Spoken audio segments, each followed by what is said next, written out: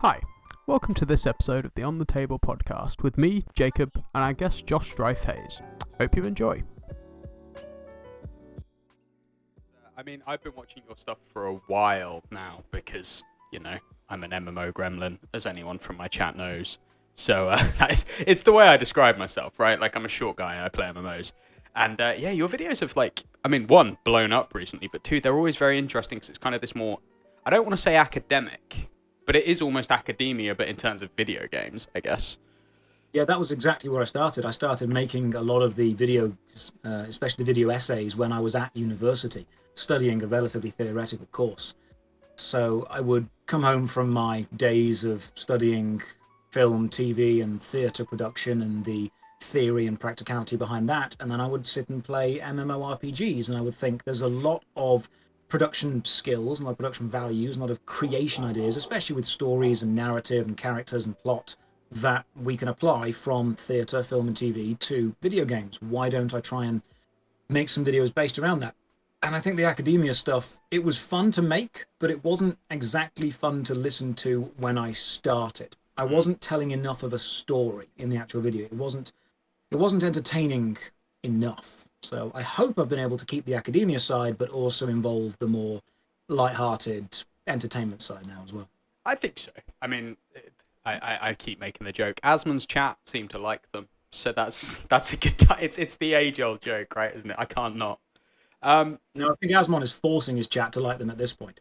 Well, I think it's because he likes them, right? He said the other day you're like his favorite content creator. I was like, why do I have Asmongold's favorite content creator? Like one of Asmongold's favorite people coming on my shitty little show with like no viewers. It's very good. I don't feel any different from when I had 1,000 subs. I don't feel any different from that. I'm taking more time to make the videos, and I'm hopefully making slightly better ones, but I don't feel any different. 5 years ago, I was a dude in his room playing video games, making videos about how I thought about them. Now I'm exactly the same. I've just got a ring light behind the webcam. That's basically all that's changed in that time. I used to make the thumbnails by opening OpenOffice, because I didn't even have Word. I would use OpenOffice Drawing. I would make them by putting the text on there, and then I didn't know how to save images as a certain size. So I would Gyazo screenshot the exact image of what I wanted. It wouldn't even be the correct scale. Then I would save as and upload that. If you look at my old thumbnails, they've all got black borders around them that are all different sizes. I'm just screenshotting things to make it. My production value has increased, but I'm still just a dude in a room playing games. Yeah. Sorry, the Gyazo thing threw me. I was expecting a lot of things, not Gyazo. It's so low budget. I mean, right now I've got my pop filter This is a pop filter. For anyone that's unsure, it's normally done to stop plosives hitting the microphone, such as p and b, whenever there's an explosive burst of air. This is a metal hanger that I've bent into shape with a pair of tights over the end of it and a bit of duct tape holding it together. You don't need the equipment. You just need the passion to do what you want to do, and people seem to like that. I think so. Yeah, definitely. I think it's so weird to see someone making content about MMOs specifically blowing up in any way. Like the fact that Asmongold's the face of Twitch to a very real extent, is insane. Because it's a genre that for the longest time people have been saying it's dying, right? I think I'm curious to your thoughts on that. To be fair, why the MMO seems to be coming back into like a more relevant place, I guess. I honestly think it's because it started to appeal to casual players far, far more. Casual players are much bigger than hardcore players. Hardcore players are great, and there's nothing wrong with if you want to dedicate your life to playing a game. That's absolutely fine. It's your life. Live it how you want. Play the games you want to play. But there are far more casual players than there are hardcore players. So when the MMO was dying, World of Warcraft was bringing out expansions that needed you to be at the end game. Mm-hmm. A lot of games were focusing on the high-level content, the high-level players, the powerful stuff. They were giving content to the players that they already had. And because of this, it was very difficult to get new blood into the genre. Now, we're seeing a lot of games that are respecting the early game experience, or they're respecting the player's time insofar as you don't need to dedicate hours every day to it. You can just pop in and enjoy it and pop out and enjoy it. Warcraft had the stat squish. Final Fantasy XIV has all the jobs on one character. Guild Wars 2 has no monthly sub. RuneScape has very little power creep for how long it's been out. The Elder Scrolls Online has level scaling now. they've made it so the MMO is much more of a drop in and play adventure for a lot of people, but they've also kept those difficult challenges for the hardcore players that want to challenge themselves. I think the MMO is being reborn because it's realizing that it needs to attract new players, and it does this by being fun all the way through instead of just fun at the end. I think, yeah, 100%. I think it's actually one of the things that I would argue World of Warcraft is doing quite poorly at the minute, is that new player experience. Because obviously, the current way it works, you're thrown into battle for Azeroth as a new player. And that's a game world with a lot of story that's led up to that point. Yeah. You don't know any of this. And then you're in Shadowlands, and then you're in Endgame. And for me, at least, I need to understand, like, an MMO's world. That's, like, the thing that gets me. It's like my gotten moment is I log in and I'm like, oh, who's this? I want to go and learn about these things instead of just, here's Sylvanas, she's the big bad guy, but then in the next expansion, she's suddenly a good guy. I think it's an RPG. People forget that it's an RPG first, and you need to have your role to play, and that is where the storytelling element comes into it. It would be like watching a film or watching a TV show where within the first episode you are just told who the big bad guy is, and you're told why you should hate them, and then 3 or 4 episodes in, the big bad guy is killed and another one is introduced, and you're told you should hate them as well. You need to give the audience a chance to build up an emotional connection with anything. World of Warcraft did it quite poorly because every single one of their expansions, in my mind, actually reduced the size of the game. When a new expansion came out, it wasn't just new stuff, it was relevant stuff, and everything before it's now irrelevant. So a new expansion coming out for Warcraft isn't, this is a game with 7 expansions, it's, this is a game with 1 expansion and 7 irrelevant bits of content now as well. Every time there was a new expansion, ironically, it didn't expand the game. It actually shrunk the game and condensed it to just this bit now. Yeah, I think Sorry, go on, Jacob. No, as someone who recently actually tries to get into World of Warcraft, I was looking for an MMO to play with my partner. We thought, what better MMO to play than WoW? And yeah, well, honestly, I got dumped into the world, and it was so confusing as to what was going on. I generally thought you could play at the very start of the game, starting Stormwind. So to be many expansions in and have no idea what in the world is going on, and as someone who loves lore and all that for all fictional franchises, it was very disappointing. And honestly, we only played it for about a week or 2 before we stopped. So there's other reasons for why we stopped, but a large part for me was the fact that I found it boring because I just didn't know what was going on. It's basically someone saying to you, hey, watch Game of Thrones, start with season 6. Exactly. Yeah, exactly. It's huge. I mean, I think I've failed to understand with Blizzard as well, because they've seemingly forgotten the importance of evergreen in general, right? Having their content be evergreen. Everything is, you're playing Shadowlands, but then not only are you playing Shadowlands, you're playing Shadowlands Chains of Domination. Everything that came before is utterly pointless now. And I think that's why a lot of people are, for me, I'm curious your thoughts on this, shifting to Final Fantasy, because most of that game is still relevant today. And the new player experience is the whole thing.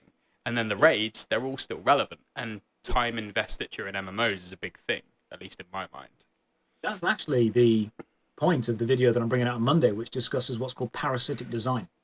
I'm a massive fan of Magic the Gathering. I don't know if you guys have played Magic the Gathering, the card game, before. They talk about something called parasitic design. And the idea of parasitic design is it's the opposite of synergy. Well, you've got the deck box. I think I've not got the actual box, but I'm currently printing off a load of Snapcaster Mages to work out some kind of red-blue deck with the new Surveil card that came out. My favourite deck is my master deck. Nice. So, parasitic design is the idea that every video game has core elements. Movement, combat, equipment, inventory. These are the core design fundamental pieces of the game. You take these away, the game fundamentally changes. A good design system enhances those systems and works with it. Here's an example. In RuneScape, you can move around the game by clicking on the world. You also have run energy. When you run, you move quicker. Run energy drains. But you have an agility skill. The higher your agility skill, the run energy recharges quicker. But you have an inventory. And the more stuff you carry, the slower your run energy recharges and the more likely you are to fail an agility obstacle. All these systems work together. They all enhance the idea of movement and they all have synergy together. The opposite is parasitic design. And that's a design idea that needs the core elements of the game to work, but doesn't actively enhance them. Here's an example. Did you play Battle for Azeroth with the Heart of Azeroth necklace? I did. When Battle for Azeroth started, suddenly you got given this necklace. Everything was now about leveling it up. Dungeons gave you Azerite. Leveling this up unlocked a couple of abilities. Everything in the game had to twist and change itself to support this system. The actual Heart of Azeroth itself didn't change how the game played. It was just a thing that you had to support. And then when Shadowlands came out, Heart of Azeroth, thrown away. No one cares. It's all gone now. That is parasitic design. The idea that a system is released, the system must be supported because it's not actually good enough to survive on its own merits, and then it just gets thrown away when no stuff happens. Bad MMORPGs are just an absolute treadmill of parasitic design mechanics, one after the other, after the other, after the other, after the other, to keep people entertained, because it's easier to make a parasitic design than it is to make a synergistic one that works with all your systems. A bad game designer will just say, hey, we've got this cool game. Why don't we wouldn't it be cool if this happened? Wouldn't it be cool if this? And it's very surface level and very shallow, but it doesn't actually affect how the game works. And when players have enjoyed it and experienced it, you throw it away and you make another one. When you said evergreen content, Final Fantasy XIV, RuneScape, those games are very good at adding stuff into the game that isn't parasitic. It will interact with a lot of other mechanics. It will interact with a lot of things already there, and it will fundamentally change how the game works. And so it has longevity. I think my favourite example of that, to be fair, probably Guild Wars 2 with the mastery system. I know you've done a video on Guild Wars. I don't know how deep into that game you've got, because, I mean, their implementation of mounts, that fundamentally changes the way the game works for a lot of people. I mean, the mounts in Guild Wars are unlike any other game. They're different depending on what mount you've got. You've got the Sky Scale, the only one that flies properly. It's insane. Completely changes the game. But yeah, like you said, it doesn't take away anything. It makes slightly quicker getting around in the grand scheme of things. Like that's literally the basic point, is it's quicker to get places with the mounts in the old world. But it actually feels so much better traversing that world with a mount. But if you don't have one, the old world's still just as cool. Imagine if they had added a system into the game where you needed to use mounts to get from A to B, but you needed to pay a certain currency every time you used the mount, and then you could only get the certain currency by doing a certain event. And it didn't interact with any other system. It didn't change the story. It didn't change the lore. It was just, oh, this is the way we're doing things now. This is what you have to do. This is a new time sink in order to keep players around to do this. If they'd have made it so it didn't actually enhance the game and smoothly slot into the systems, it would have been parasitic. But they've made it. If you've played Magic the Gathering, the most parasitic mechanic they've ever made is splice onto arcane, which is when you play an arcane spell, you pay an extra bit of mana and cast another spell on top of the arcane one at the same time. Splice onto arcane only works if you're playing arcane spells, and if you add them to other decks, they don't do anything else. They are completely self-serving. You could remove them from Magic and nothing would change. Yeah. And that's what I think a lot of the issues with World of Warcraft are now. You could remove a lot of the systems they've added recently and the core base of Warcraft wouldn't change. And the core base was the fun bit. That's what people wanted. Mm-hmm. That's why Classic did so well when it was released. Ironically, I think with WoW, if you removed a lot of the systems that they've added, the general core gameplay loop would be better for a lot of people. Because I think it's a fear of trusting that your content's good enough. I think genuinely for me, that's what drives developers to do it. It's, we've made this thing. I'm not confident that it's all that fun, but I'm going to make my players do it because here's a little treadmill that you need to stay on. I think it's just a lack of faith in the quality of the content. And I think for me, if you could stop having so many systems to tune for certain games, I mean, it is WoW primarily, right? I mean, that's the big thing at the minute, is that WoW's in a bad state. If you could stop having so many systems to tune and focus on just adding more content, more things to do, I think players would appreciate it so much more. I mean, again, look at Final Fantasy. There's not really many systems to engage with. There's just buttloads of things to do, and you're going to find one of them fun. It leads to feature creep. It leads to the idea that you have your core fundamental game values and the way your game works, but then one developer says, hey, wouldn't this be fun? And it might be, but it's another feature. And then, hey, wouldn't this be fun?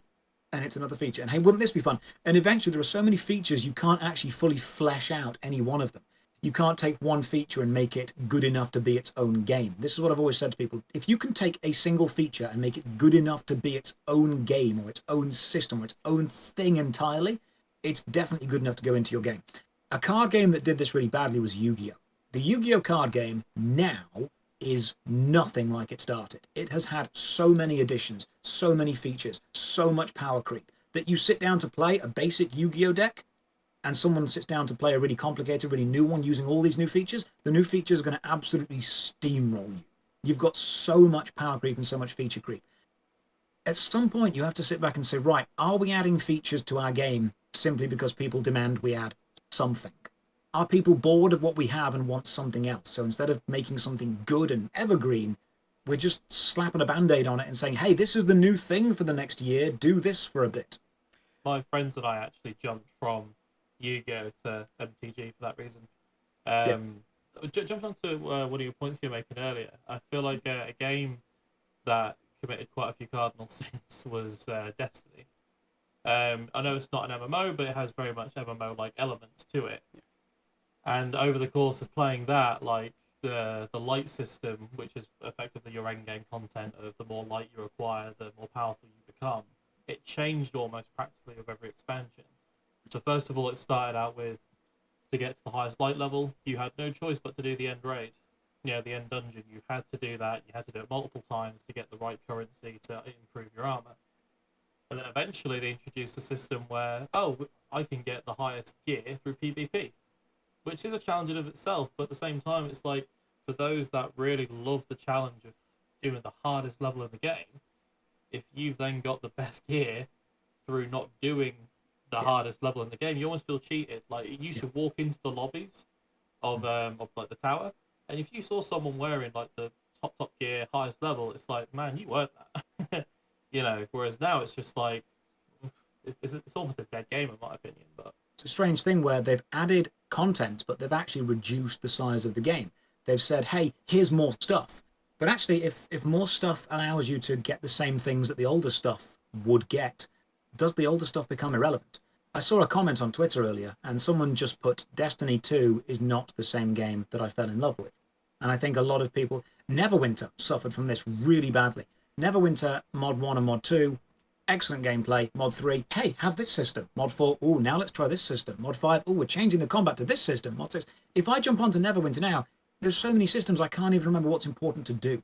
I can't remember what's abandoned and what's necessary and what's needed and whether things work. And it does come from, as you said, a lack of faith in their core gameplay. If you go to a really good restaurant and you order a very simple meal, it doesn't need all the flashy bells and whistles. It will just be really high quality, nice ingredients, well cooked, well presented. It doesn't need all the extra stuff to make it work. It works because it's high quality. Eventually, people look at that and go, oh, this isn't as good as we could be. So instead of making it as good as we could be, let's add a little flashy thing on the side. And then let's add another flashy thing. Let's add this flashy thing as well. And if there's enough flashy things, they hopefully will not look at the core game. yeah, it's almost like a distraction technique, isn't it? Yeah, hugely. I mean, well, one of the biggest things that Destiny did, as you said, about removing content, is that the last big expansion that arrived late last year, I believe, they legitimately removed about 40 to 50% of the entire content of the game. Yeah, they removed the vanilla Destiny 2 content, and I believe the first 2 expansions. And if you've paid for that content, I mean, you'd feel cheated, wouldn't you? Like, you've paid for that to play that. So the fact that they've removed that is such a stab in the back to your fan base. People don't like backwards progression. People don't like it when you pay more and get less. I think one of the games that's done this the best, as in not done it, is RuneScape. When RuneScape put out content, it's relevant, and it will probably stay relevant for a long time. If you had the best items in RuneScape 5 years ago, and you log in and play now, you're probably still going to be either the best or very close to the best. They've worked out a way to actually include systems and ideas and changes that do work synergistically with what they already had. It doesn't parasitically take away from things. It's a very hard thing to do, and I think they've managed to do it really well. That's the They're reason. not forced. So it's like that need, isn't it? With like some games now, with the introduction of season passes, for example, there's that need to play because you feel like you're missing out. Whereas it sounds like I've not played RuneScape for a very long time, but it sounds like RuneScape is like, oh, we'll see you in a year. Yeah, if Come you had back, stats on RuneScape and you log back in, you've still got them. They're still there. Yeah. You've not lost anything. You're probably just as powerful as you are back then as you are now. Whereas a lot of games today, it's the case of you miss one season of content and you've missed out on all sorts. Yeah. I think that's modern game design in a lot of ways, in the MMO sphere at least, is seasonal game design. Things have their time period and then they're gone. And I think in an MMO where you're trying to build a world that people will be spending a lot of time in, that doesn't work, because I think for me anyway, the principal reason I play MMOs is because I invest time and then I have those rewards that feel almost permanent, and it's why people don't play dying games, right? Yeah. No one wants to play the dying MMO because your rewards don't stay there if you earn them. And game companies are basically just taking that stuff away from you in a weird way. The idea of the forever game, the permanent game, it's exactly what you want. People don't necessarily look at it and say, hey, this is a game I'm going to play for a bit. They say, this is a hobby. This is a hobby I'm going to get into. When you buy a set of Warhammer models, you buy a set of Magic cards, you go and buy a cookbook, instead of saying, I'm going to enjoy this for a month and then forget about it, you're saying, right, this is going to be a part of my life now. This is a hobby. I want to learn about this. I want to find other people that do this. I want to invest time in this. I want this to become part of me. And that's great. And MMOs are really good at doing that. But it's very hard to monetize that. It's possible, but it's much easier to monetize fear of missing out, intensity, and the idea of the sunk cost fallacy that you've got to keep playing on something. So a game director will say, hey, why don't we... RuneScape did this, actually. This is one of the biggest mistakes they made. RuneScape didn't have microtransactions. They were extremely against them.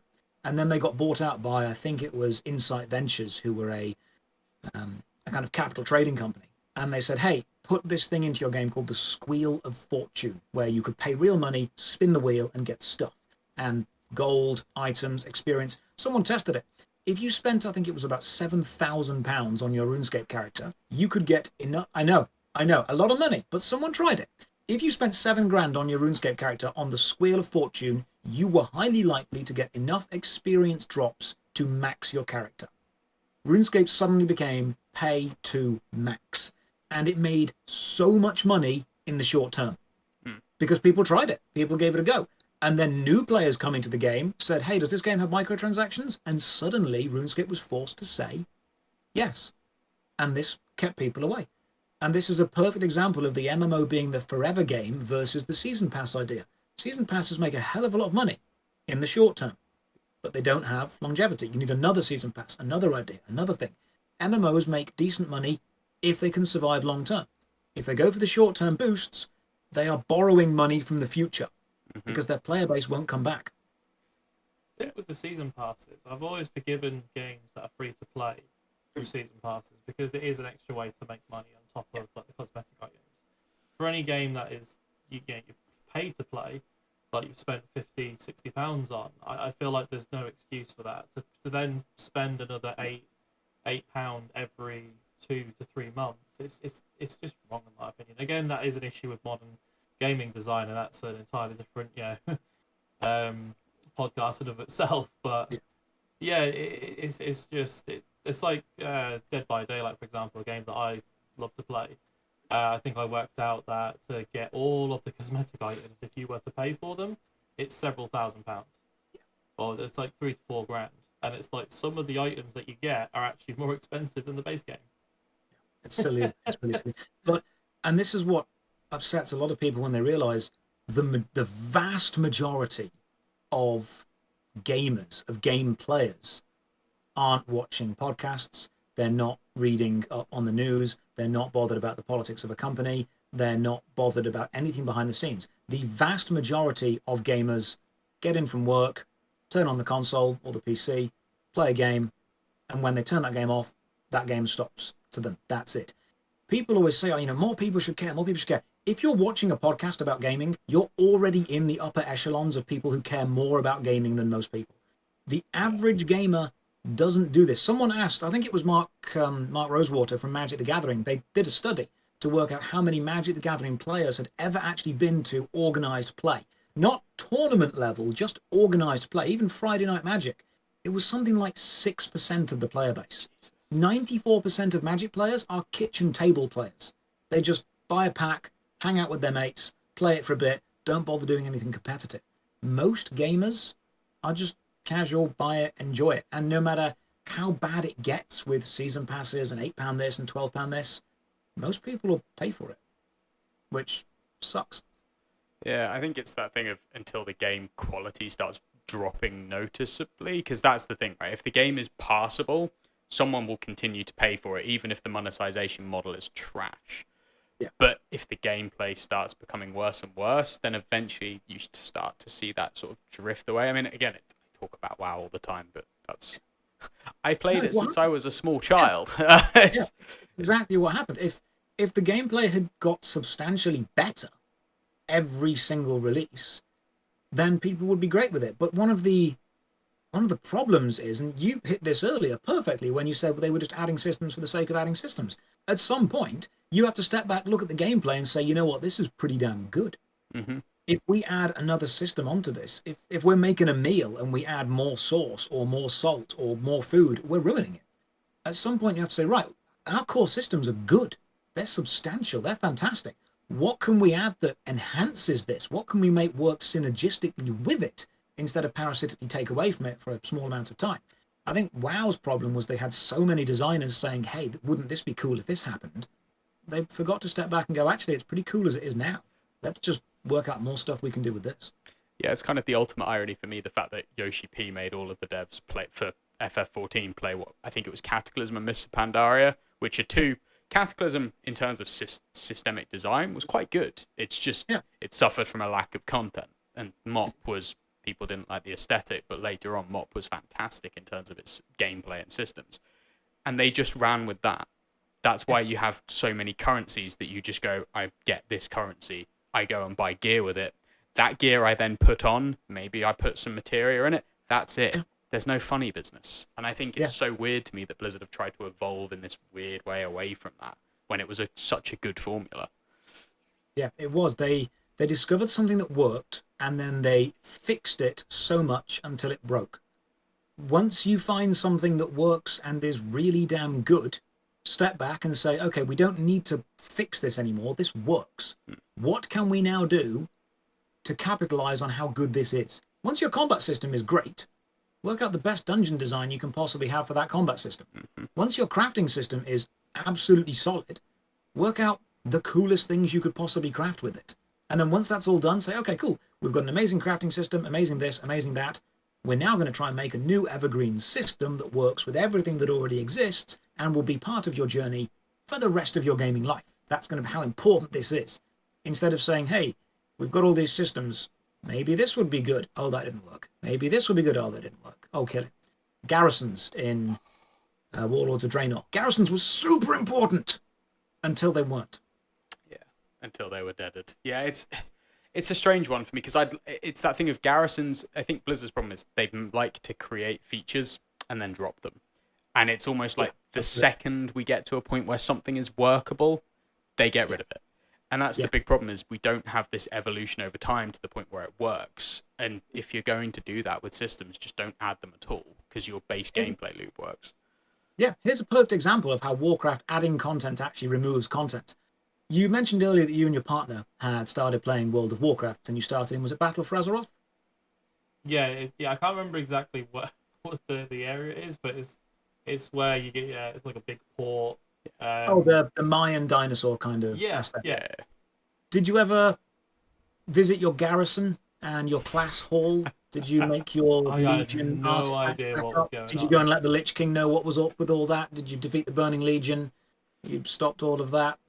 You go and stop the Shard of Anger flying around? See, again, that's the problem. You don't know, but it was awesome content, and that's not your fault at all. That's Blizzard saying, okay, this is finished now, onto this. Mm-hmm. It was like we were almost expected to know what we were doing. Yeah. And that was what was really frustrating. It was just like, okay, I may be an adult, but I'm brand new to this. Tell me how to play this game like I'm 7 years old.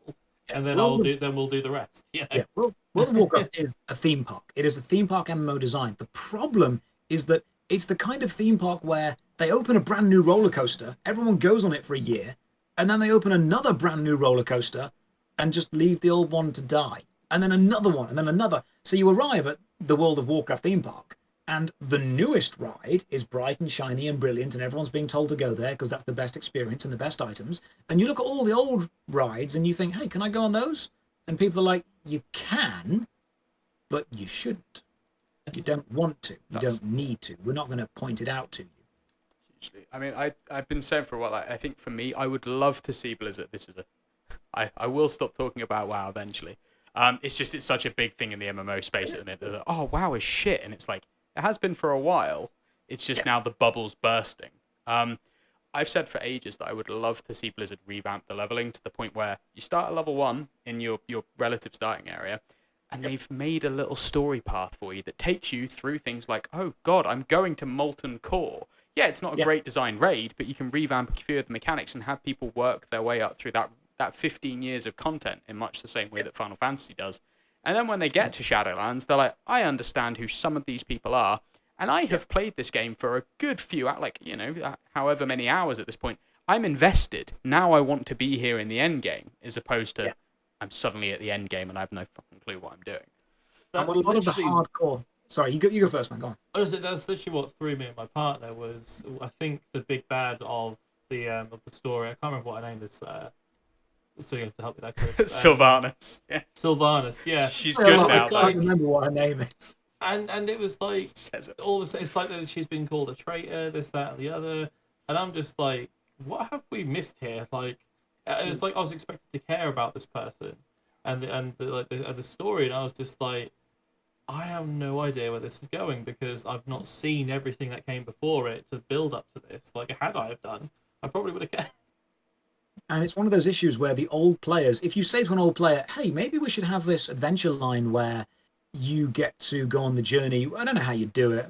Make it a dream sequence or make it a super fast leveling sequence where you actually go through the journey of Warcraft. And people would say, oh no, because it took me weeks to get to Molten Core. It took us months to kill the Lich King.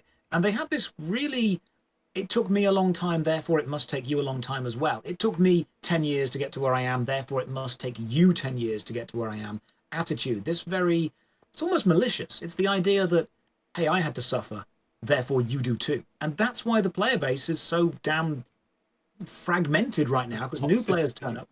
I was playing Warframe, and I'm really enjoying Warframe recently, actually, and I said, the tutorial is phenomenal. It's really good. It does exactly what it should do. It takes you through. And then someone said to me, yeah, they revamped the tutorial in the last year. And I'm like, good. It's good. And then I did the Jackal fight, the first boss, and it was fantastic. You got mechanics, you got diving around, you got action, you got lights. And then someone said, yeah, they've changed the Jackal fight in the last 6 months. They've updated it. I'm thinking, good. They've given me, a new player, an amazing experience, and now I get to go and join the old guys. And some people have actually said to me, yeah, it's not fair that you got there so fast and we had to work for it. I've seen a lot of that.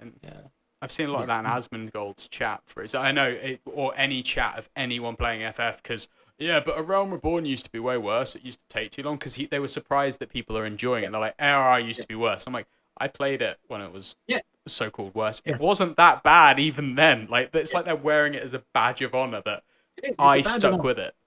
Yeah, I suffered, therefore you must suffer as well. And then a few weeks later, why is there no one playing our game? Well, because you demand that they suffer. Yeah. It's strange. I think a lot of people just don't like new players. Yeah, the best way that I can describe it is, imagine walking into a martial arts gym or a boxing gym, and on your very first lesson, all the instructor does is just absolutely beat the crap out of you. The instructor just puts gloves on and just starts battering you. You've got no idea what to do. You've just been absolutely beat down. And then at the end, he says, that was pretty good. Come back and do that 10 times, and then eventually it'll get fun. And eventually it'll get good, and you understand what's going on. They had to endure it, therefore you do too. I haven't got around to watching it, but I think one of your videos for an MMO was, it gets fun after 100 hours. I yet to watch that video, but I can imagine what that will be like. Again, it's just the idea that if you have to suffer through mediocrity in order to get to something good, it doesn't really matter how good that thing is, because the majority of people will not suffer through mediocrity to get to it. You lose most people in the first 2 hours. 2 hours is normally someone's attention span for a game. If it's not good in 2 hours, they're not going to want to see how good it can get, because they'll go and play something that is good. The same applies for movies and television. If they're not gripped within the first 15 minutes, they will go elsewhere and watch something else. I was thinking, games aren't just competing with other games either. You're competing with Netflix. Like I'm like, do I want to play this? Especially, I mean, for MMOs, I would argue it's the one genre that's slightly more forgiving on that, because everyone goes into an MMO knowing I'm probably going to have something else on my other screen. That's just the expected thing at this point. But for I think single player titles, yeah, absolutely, you're competing with Netflix. Like any game that demands my full attention has to compete with the fact that I could watch anything, and Twitch. Right? Yeah. Again, you're competing with me watching Rich Campbell getting really, really excited about 25,000 subs. Is the game more fun than that? Probably, but, you know, he's an entertaining guy. And people do say, oh, these players don't have any patience. These players don't have that. You need to deal, once you're looking at game design, with the constraints of reality. You need to deal with the constraints of actual human nature, human interaction, human choices. It's great for an enfranchised hardcore player to say, oh, everyone should just play the game for 100 hours. All right, cool.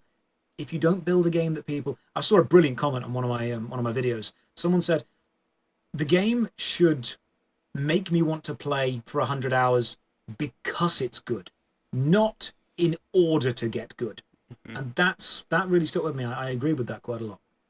Yeah, I need that moment where I'm playing an MMO where I look at it and I'm like, yeah, I'm going to waste like a good chunk of my time on this. Like it's the thing with, I call it the Elwyn Forest moment, right? That's the moment with WoW where I knew I was hooked. In Guild Wars 2, I think it's like, what's it, Queensdale? That moment where you go out and you see this massive zone and I'm like, yeah, I could do this. I'm going to be here a while. Yeah, whereas some games, like, I mean, I tried Warframe. I think I must have tried it before they revamped the tutorial. Yeah. Because I was just like, Like, that was my feeling. That was my feeling. I was just like, meh. Yeah. Yeah. Once upon a time, I tried Warframe. The moment in, I think one of the best games to do it was Oblivion. The moment when you leave the jail and you just see this massive landmass in front of you, like, right, now the adventure begins. The game that I give as an example of when someone says to me, it has to get good after 2 or 3 hours, my favorite game, single player, to give as an example is Portal. Portal, you can finish in 2 or 3 hours. It's not a long game, but it teaches you all of its mechanics, its very basic mechanics, through showing you. You don't start off with the portal gun, you see what it does. You can look at it doing its thing. Then you get it and you get access to 1 portal. Then finally you get access to 2 portals. Then there's the game.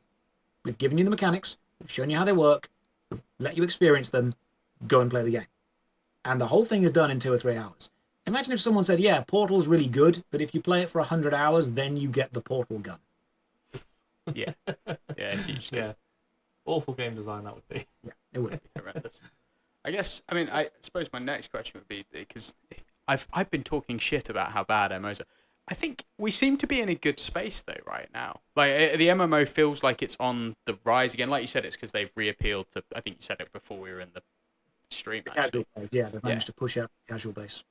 Do you think there's anything else? Like, I mean, because for me, I feel like the content creation cycle just seems so much more excited. I think it's also because there's new releases. That's my opinion. That seem good. Yeah. We had this phase recently in the MMO world where everything had to be PvP hardcore. You had Albion Online releasing, you had Mortal releasing, you had Life is Feudal trying to release, you had a lot of other MMOs trying to appeal to this hardcore PvP player base without realizing that's not actually as substantial as people like to claim that it is. And now we've got this situation where and I think crossplay, we'll come back to crossplay in a second. Crossplay is a major thing with various consoles and phones. MMOs have started to realize that they are forever games and they need to make playing them fun and easy. Final Fantasy XIV cut down on a lot of the main story quest in order to get people into the end game quicker. World of Warcraft had the stat squish and the level squish. Neverwinter's gone through a level squish. New World was really good fun. I played it in the beta. Excellent. I had a really good time with that.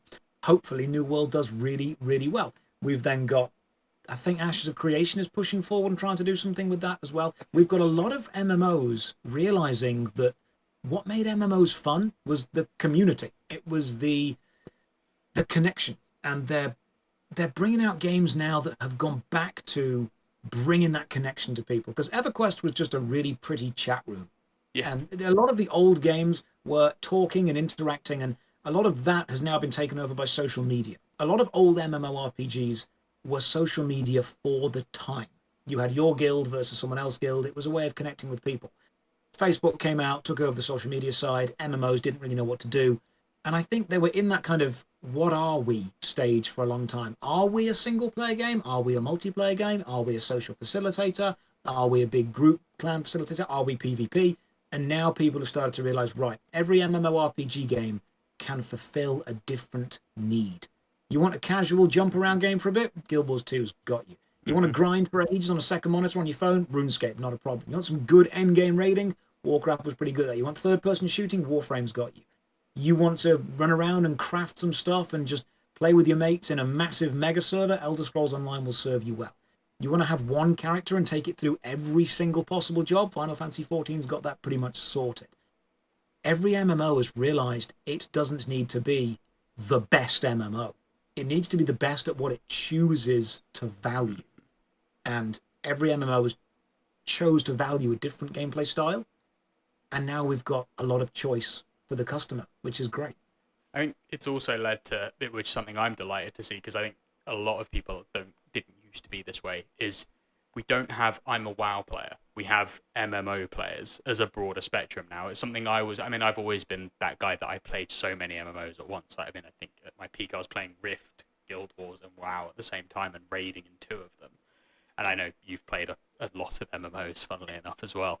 And I think that's something that we're seeing as well, which I think the so-called Warcraft bubble, or the MMO, I stick to my game bubble bursting, can only be good for the industry as well. You think that's because games have become easier to get into? And the idea of being a Warcraft player and a Final Fantasy player would be difficult because you would have to choose one because they demanded your time. They demanded your focus. And when they had a patch or an update, normally that patch or that update would be so significant or so important that it changed the way the whole game was played. And if you missed it and you started playing 2 or 3 months later, your game would be different. Your experience would be different. They've managed to work out what their core experiences are and not add too many systems on top, not change too much. If you were a WoW player, it was because WoW demanded you be a WoW player. Otherwise, you couldn't experience the good bit.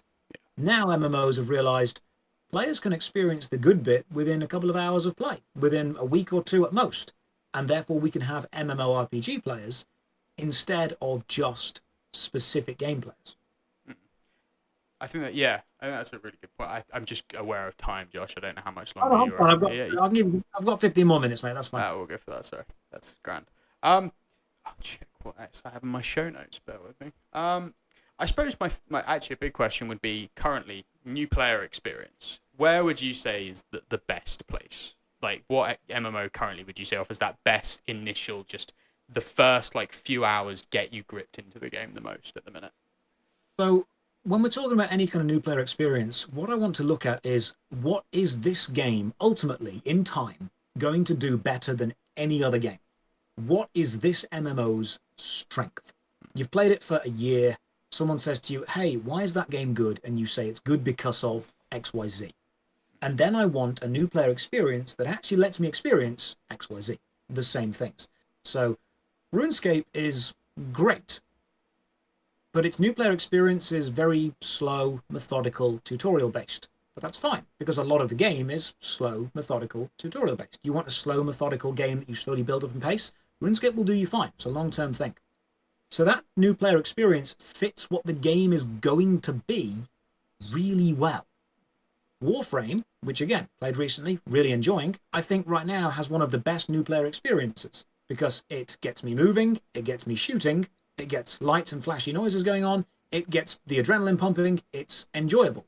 In the end game, that's what Warframe's going to be, a flashy, moving around, fast, enjoyable thing.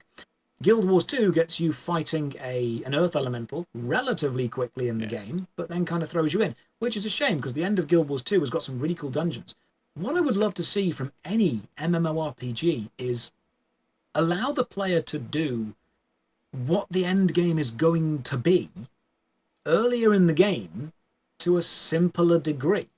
I like to explain it like chess. Chess is relatively simple to pick up, but incredibly complex to master. So when you're playing a new MMORPG, if someone says, oh yeah, the dungeons get good, cool, have a dungeon at level 1. Let 5 people team up and go to a dungeon. Give them basic mechanics, basic enemies, basic rewards. When they get a bit higher, More dungeons. Final Fantasy XIV does it really well. So, I wouldn't say that Sastasha, the first dungeon at level 20, is really a new player experience, but it would be great if it was, if we had a dungeon. So I think when you say the best new player experience, it's the games that let new players experience what's ultimately going to happen, but to a more basic degree. RuneScape's good at it. Elder Scrolls Online's pretty good at it, because you have a lot of early game running through Cold Harbor, fighting a lot of the Dremora, take on Molag Bal, that kind of stuff. And Final Fantasy XIV does it badly, because a lot of the early game of FF14 is absolutely nothing like the late game of FF14, which is a real shame. It changes quite substantially. If they could make a bit of a combat-based dungeon experience at the start, that'd be cool. But Warframe is doing it really well right now. Yeah, I think that's a very, very good point. I mean, for me, it's the thing that, like I said, I need something that tells me I'm going to waste time in a game. And yeah, I think a hint at what waits for me is a really good way to put it. And it teaches you, right? Again, you don't want your new players getting propelled to endgame very quickly, arriving, and then having like no idea what they're doing. It's like it'd be like becoming an apprentice electrician, and then suddenly you're sent to a job on your own within the first week. You're probably going to electrocute yourself and die, right? That's the way it goes. Good game tutorials tell you what you can do, give you a chance to use it once or twice in a safe environment, and then put you in a place where you need to use what you've just learned. One of my favorite tutorials is, have you played Dark Souls 3? I did a long time ago. First boss. You ever played Dark Souls? I've played Dark Souls 2 and I struggled so much. It is hard. The first boss in Dark Souls 3 is called Idux Gundir, which I believe is Latin for the judge. And the idea is that he is actually judging whether new players are good enough to finish the rest of the game, because he's a really hard boss. You start playing Dark Souls 3, this is how you do a light attack. Here's a basic enemy. This is how you do a heavy attack. Here's a basic enemy. This is how you block. This is how you roll. That's basically it. Here's a really hard boss. But in order to kill it, all you've got to do is light attacks, heavy attacks, rolls, and the occasional parry. You're not actually using anything beyond your skill set. Your skill set is enough to pass this challenge. It's just a really hard challenge. When people say Dark Souls 1, 2, and 3 is really hard, it's hard if you don't use the skill set you've got. The skill set you've got is enough. You can play every game without being hit once. Someone's done it on YouTube. A no-hit run of Dark Souls 1, 2, and 3 consistently. From the first game to the second to the third in one run. It was incredible to watch. It's ridiculous. Yeah. With an MMORPG, give me a skill set, show me how to use it in the first hour or two, and then put me in a position where I need to use it or I fail. And then allow me to try again and again and again until I succeed. And that way you'll say to a player, you've got everything you need, go and pass this challenge. Because I recently returned to Final Fantasy XIV, literally yesterday. I did play it, I think, just before the first... Was it Stormblood? So, yeah, I think so. I played it with Heaven's Ward. Sorry, I played it. I started off with FF14 before Heaven's Ward came out. So it's been a long time since I played it, and I've come back to it. And compared to the experience that I had playing WoW, I feel like this was a much more friendlier introduction into the MMO, and it's been a lot more fun and enjoyable. And I feel like, as well, like I've noticed that it's a lot quicker to level up this time round than the first time I played FF14. Yeah, they've actually switched everything down. Yeah, but it's been a lot more enjoyable. It's allowing me. I feel like I'm allowed to breathe with the story with this one. It fleshes that out nicely, and whereas with WoW, I was just like, it felt all over the place in terms of the story. One of the best introductory sequences to a game, and again, it's not an MMO, is Soul Reaver on the PlayStation 1. Soul Reaver was a classic PS1 adventure game, and you started the game, and you had to get up a wall. So you were shown how to jump, then you were shown how to glide, then you were shown how to climb, then you were shown how to fight. And then you were presented with a massive room full of puzzles. And it looks intimidating, but actually, all you have to do is jump, climb, glide, and fight. It's the basic stuff you were given. If in an MMORPG you were given an ability that blocks damage, then you were given an ability that moves you out the way, then an ability that hits an enemy when they're preparing an attack, that's fine. Then get given a boss. Give this boss an attack that can't be dodged, meaning you've got to use your absorb damage attack. Give it an attack that can be dodged, so you've got to use your movement. Give him a huge big wind-up attack where you can use your attack that does more damage while he's attacking, and then maybe add a couple of enemies around the side that bring in super simple mechanics that use all the stuff that you have to succeed. So you feel that you've actually done something with the skills that you've got. They are relevant to you. Yeah, I think that's definitely, yeah, no, but I can only agree with that, to be fair. That's anything, I can't add anything to that. I suppose my next one, the New World delay, that's a big topic. I enjoyed it. Yeah, I really enjoyed it. I had a great time. It was fun. They've made the PvP optional, which is a good choice for the longevity and the life of a game. If you enjoy PvP, that's fine. Other people don't, and you don't want to force them to do it. Amazon Game Studios worry me in general, because the only game they've really brought out that succeeded was Airport Mania on iOS. It's a little app you can download. They tried Lord of the Rings and had a bit of a falling out with Tencent. There was another game they brought out and then unbrought out. They brought out the game, they were like, here, it exists. And then they were like, nope, we're taking it back from them. They need to take as long as they need to take to make it good. Yeah. If they want, a good game is good forever. A bad game is bad forever. Take time if you need it. The one thing that I do sympathize with people is people have booked time off work to play the game. Yeah. If you have a hard release date, you really should try and hit that release date, if at all possible. If you're going to bring a game out for beta testing, put your release date pretty far in the future and bring it forward. There's a saying in business, it's under promise and over deliver. Yeah. Say you're going to give someone a 7 out of 10 and then give them an 8 out of 10, they're pretty happy. Tell someone you're going to give them a 9 out of 10, then give them an 8 out of 10, they're disappointed, despite the fact they've been given the same thing. So under promise what your game is going to be and then over deliver, and your player base will love it. But this doesn't work in advertising, because if you overpromise, people pre-order. Yeah. And that makes a hell of a lot of money. I think overpromising as well. I mean, Ashes of Creation for me is the one where I'm scared that even if Steven Sharif and his team don't overpromise, I'm so scared that the community will overpromise on their behalf that game can't. I mean, I know you made an entire video about don't get too hyped. Yeah, because I want that game to be good. No Man's Sky is the perfect example of that. Yep, No Man's Sky now is really good.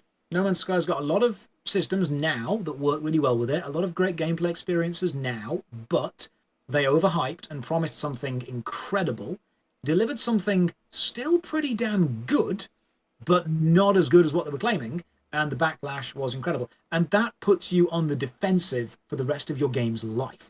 You then say, hey, this update has fixed that problem we made, and everyone's there going, well, you shouldn't have made the problem. You've lost trust. I hate it when people say game companies need to do better, and then the game company does better, and the people say, yeah, well, you made a mistake before. It's annoying that people do this, but it's the reality that people do it, and game companies need to be aware of that. If you're going to promise something incredible, you've got to deliver something incredible. New World and Ashes of Creation are promising something major. I've seen people in the comments section say, oh, if Ashes isn't good, I'm quitting MMOs forever. Yeah. What do you want from a game? What does an MMO need to give you to be good? Yeah. And if Ashes can do it, great, but don't put it on a pedestal. It doesn't want to be on a pedestal. It doesn't. It's the worst thing for it. I mean, hype kills. Like, hype's great to a limit, but it's the same.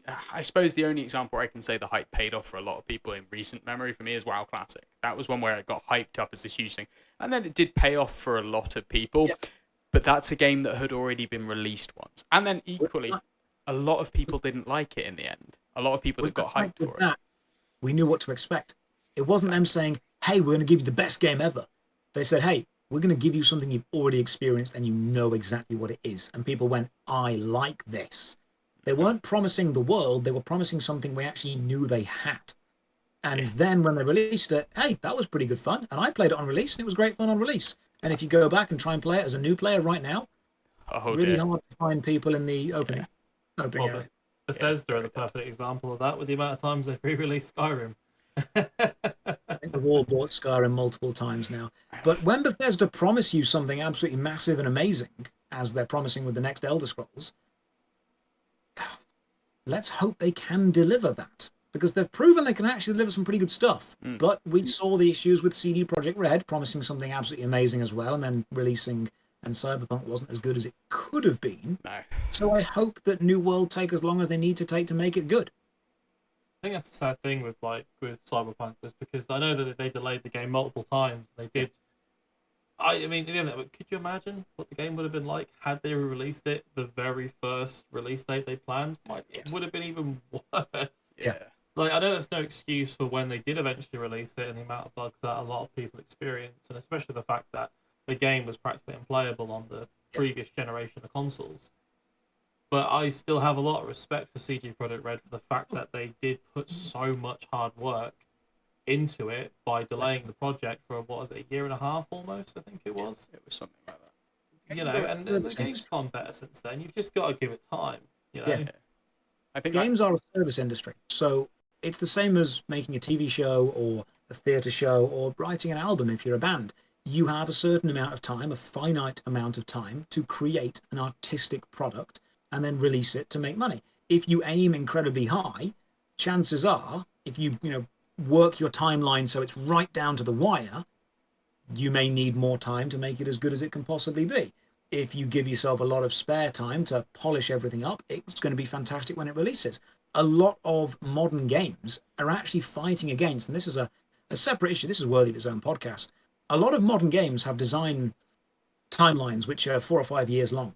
And the irony is that by the time you get to the end of the timeline, technology has been invented that, had you have had at the start of the development, would have made the development a lot quicker. So you release your game and it's already outdated based on today's technology. Yeah.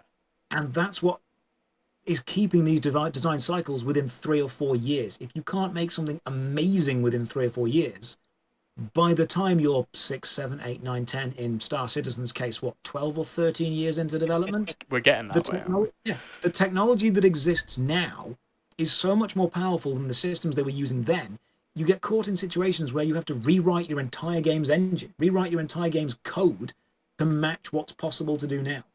I believe, coming back to Bethesda, that they're doing that with the Elder Scrolls, the next Elder Scrolls game, because the rumor was that they were going to use the same engine that they used for Fallout 4 and Skyrim. The creation. There's a massive there's a massive back, because apparently it was the case of, we love our mod community, so it'll be really mod friendly. But then the massive backlash was, well, no, that engine is so old now. While it is still all right for the older consoles and still to play, for the next generation, you want something new and exciting and sort of the wow factor. Yeah, I think so. You have these issues where the game design, the amount of time, and when you said, is it good that they take long to fix New World? Yeah, if they're going to fix up the bugs and polish the things and dot all the I's and cross all the T's, that's great. If they've got an almost finished product that they want to be really good, great. Take your time, fix it up, release it. It's not going to take too long. And this is the problem when games say, hey, we're going to delay our release for another year, because within that year, you might discover some awesome things that they want to add that they can't because of the engine, which they then rewrite, and it takes even longer. Yeah. Yeah, I mean, you've really got to look at the power of PCs and how much more powerful they get every year and a half, roughly, is it? Yeah, it's ridiculous. I think a lot of people underestimate the effect that can have. Like, if any of you guys seen like what Warcraft 1 looks like being played on a modern PC, the speeds are, it's tiny, and the speeds of some stuff are linked to your frame rate. Yeah, so it's like the CPU, so you're playing super quickly. Which is insane. I mean, if you throw on the talk of game engines, that's actually why I feel bad for MMO developers. You're working on a 15-year-old engine trying to make content to compete with brand new titles. There was an issue with the Lua engine, which I think Runes of Magic is made in, and I think they've actually been able to beat this now. I think they've got that, but the Lua had an issue where, with any client that was running the Lua engine, if it had access to more than 2 gigabytes worth of RAM, it would automatically overflow and crash. Now, this was fine when 2 gigabytes of RAM was unheard of. You would play a game and you were lucky if you had 512 meg of RAM. That was a fast computer at the time. So Lua was like, yeah, just put the 2 gig overflow RAM limit in it. It's fine. It's nothing will ever hit that. And then you were playing the game, and this is a common feature. You can Google about this. And textures would load in, and enemies would load in, and effects would load in, and the Lua client would need more than 2 gigabytes worth of RAM, and then it would just instantly crash because it didn't unload. It didn't unload anything. That was the problem.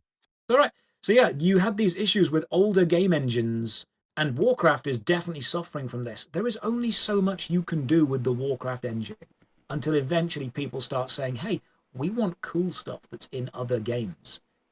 Yeah. Can you do that? And they have to say, no, we can't do that. Now, if the foundation, as we were talking about earlier, if the foundation and the core elements were so good, you didn't need to improve them, cool. Keep them as they are in the engine, don't need to change it. Well, RuneScape's been running the same engine, especially old school RuneScape, for absolutely bloody ages. It started off in Java. Yeah. When Square Enix reset Final Fantasy XIV, did they change anything with the engine there? I think they. No, I'd have to read into I that. feel like they completely overhauled it. Like it's a different engine from what I remember reading, or at least it's very, very different to the one that they originally used. Because the original game didn't. The movement and things were so different. Like so it looks very wooden almost. Because you I couldn't watched the jump in the video on it original the other game. day. I need to. I mean, I need to do some research on that. Yeah, I'm interested. No, the MMORPG as a genre definitely did suffer from stagnating for a couple of years. And I think it was because it was aiming at a player base that they weren't necessarily aiming at casual players enough. And now they've aimed at a lot more casual players. They've made a lot of games very, very casual friendly. And they're realizing that actually people love MMOs. People love playing with their friends. People love dungeons. People love raids. People love crafting. People love what the game gives them. What they don't love is making the game their entire life in order to get this. They love the game mechanics. They don't necessarily love the time investment. And the old guard, a lot of the old players will say, you need to invest time. You need to do that. It's a rite of passage. I did, so you must do as well. And once we manage to get away from that attitude, once we manage to get to the idea that MMORPGs can be for everyone, they can have crafting, grinding, dungeons, PvP, battlegrounds, raids. Everyone can play those, and everyone can enjoy the mechanics they've got, and you don't need to dedicate a year of your life to getting to the good bit. Once MMOs realize that players like what they have, make it easy to get to, we'll see a huge surge in players. I mean, without new and casual players, you effectively have a dead game. Yeah. If only your veteran players are playing, while yes, they're more than happy to invest God knows how much money into it. Yeah. They're not gonna hold up the foundations, are they? So yeah. I was a theatre guy for a long time, and I've been in a lot of theatre shows, and I've been sat in a lot of meetings where people, very smart people, have said, what show should we do next? And someone always goes, we need to do a show that appeals to the older generation, because that is our audience. We have a lot of older people coming to the theatre to watch shows. And I say, okay, that's great, but you do realize that you're putting a time limit on yourself. You keep doing farcical comedies. You keep doing classic plays. You keep doing the stuff that appeals to the old audience. And every year we're seeing fewer and fewer and fewer people coming to see the shows. I know it's a big risk, but we have to take the risk of appealing to a younger audience or a more casual audience who are going to enjoy it and then come back again and again. We need to take the risk of making it more casual friendly. Probably why Hamilton did so well with it being very Young much rap people. based. It's Yeah. aimed towards everyone can watch it. Yeah. It may not necessarily appeal to the older generation given the style of music, but Yeah. look at how enamored the world was around Hamilton. It's not that people don't like theatre. People love theatre. People love art. People love being entertained. People want art. People want to be entertained. People want to play MMORPGs. They just want to be able to fit it into their relatively busy lives. Yeah. Oh, yeah, 100%. Yeah. If you're juggling a million and one games, you're going to find it hard to fit in the time for an MMO. Yeah, absolutely. Splendid. I think that seems like a fairly good place to stop, actually, for today. I know we've got some time shoots. I have to go pick my girlfriend up and take her to dinner in a few hours, so I need to, sort myself out and celebrate my anniversary. Thanks for listening. If you like what you heard, feel free to subscribe to be notified when we upload more episodes. And if you want to drop us a like, it'd be really appreciated. See you next time.